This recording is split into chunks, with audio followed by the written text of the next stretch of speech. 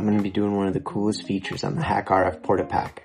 I'm going to be sending an image through the air using SSTV, which is slow scan television. I'm running Mayhem firmware version 2.4.0 on my PortaPack H4M and H2, and I'll be transmitting my UAgainShadow logo to the other PortaPack H2. Before loading the image onto the HackRF, I opened it on Microsoft Paint 3D and I resized the canvas to 320 pixels wide by 256 pixels high. I then saved it as a .bmp file, copied it to the SD card, and placed it inside the SSTV folder so the PortaPack could find it. And I did this on the HackRF that's going to be transmitting the logo. Starting from the main menu, I go into Transmit, then I select SSTV TX. I load my image and I set the frequency to 433.92 megahertz and adjust the bandwidth to around 10 to 12 kilohertz and keep both gain and amp set to 0. Also, I had the mode set to Scotty 2 for both transmit and receive on both devices.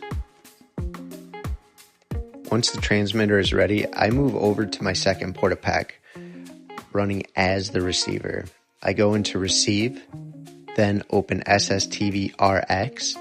I make sure all the settings match. The same 433.92 megahertz frequency, the same bandwidth range, and the same 0 gain and amp settings. Also, the mode set to Scotty 2. Now it's time to send the image. Press start on the transmit HackRF and then start on the receive HackRF. Now it's time to send the image. The HackRF begins transmitting the SSTV signal, and the receiving PortaPack starts decoding the data coming through the air. And there it is. My UAgainShadow logo successfully received over RF. What's actually happening here is pretty cool. The transmitting HackRF converts the image into audio tones using the SSTV protocol, then modulates those tones onto a radio signal at 433.92 megahertz.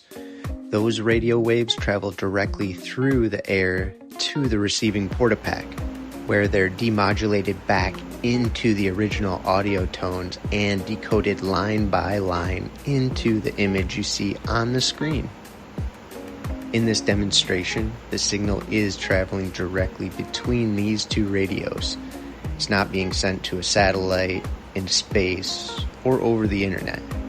It's simply a local over-the-air radio transmission, just like any RF signal. Depending on your antennas, transmission power, terrain, and local regulations, that signal could travel anywhere from a few feet to much further. The SSTV protocol itself has also been used during special amateur radio events from the International Space Station, but that's a completely separate use case from what's happening here. It's a great example of how SDR technology can be used to explore wireless communication, image transmission, and the amazing world of radio experimentation. Remember, always experiment responsibly and follow your local radio regulations when transmitting.